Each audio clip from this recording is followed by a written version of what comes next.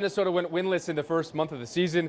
The Metrodome was still going strong as the home of the Vikings. They started 0-4 in 2011 en route to a 3-13 season.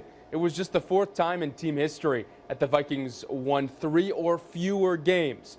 The hope of not making some more negative history was on display in Carolina this afternoon, but things got worse before they got better in this one. Minnesota had put together a really solid first drive, but it ends with a 99-yard pick six. Sam Franklin Jr. forces Minnesota's fourth turnover inside the 2-yard line through the first 4 weeks of the season.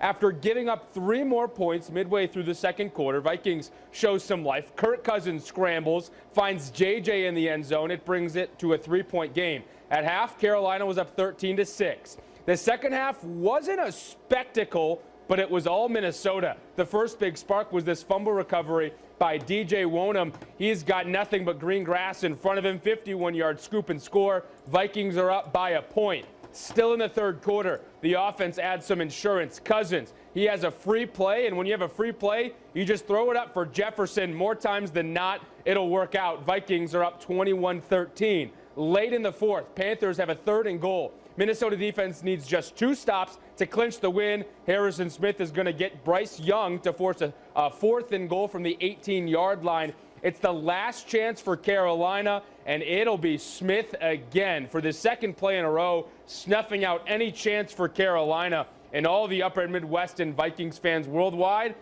can take a sigh of relief. The Vikings grind out a win in California, the team's first of the year. And what's funny is that this was Kirk Cousins' worst game by far through 4 weeks, but his 2 touchdowns came at the right time. Here's Coach O'Connell after the win. You know, all our team has done all year long, regardless of the result, is just continue to trust in their preparation, continue to lean in even more. Huge complimentary football from our defense, picking us up.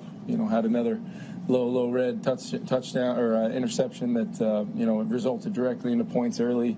And those guys fought off that feeling of, woe is me or here we go again. We just weren't going to have it.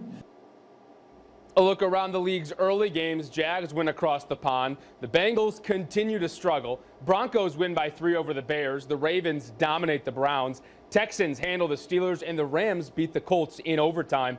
Bills score 48 on the Dolphins. The Bucs win their 3rd of the year, and the Eagles win a thriller in Washington.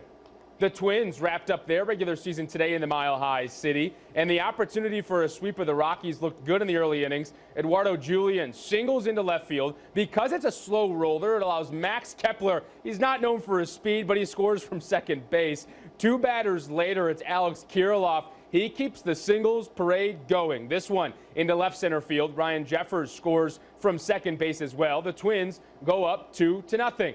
Bailey Ober got the final start of the Twins regular season. It was one of his best outings of the year. He went 6 2/3, only 2 hits and 9 strikeouts. But this one ended up going to extras. It's currently tied at 2 in the 11th.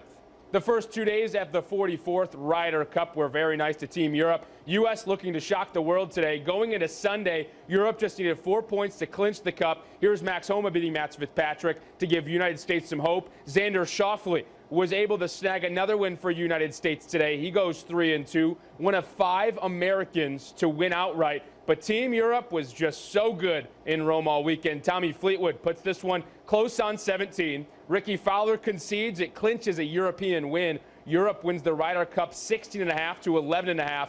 It's now been more than 30 years since the United States won a Ryder Cup on European. All right, time now for our play of the day. We go to the Bills and Dolphins game. Josh Allen finds Stephon Diggs near the sideline, and he spins out of a tackle. Well, he actually spins out of a couple tackles and breaks it for a touchdown for 55 yards. Something fun to watch every week. 2nd and 6. Josh looking down the sideline. It's Diggs with another flag out. He is able to get away from those 2 tacklers, and no one's going to touch him the rest of the way. Touching so they can get him on Kohu. And then you see the penalty with all the illegal touching there, and then the great move by the unbelievable Diggs. This kid is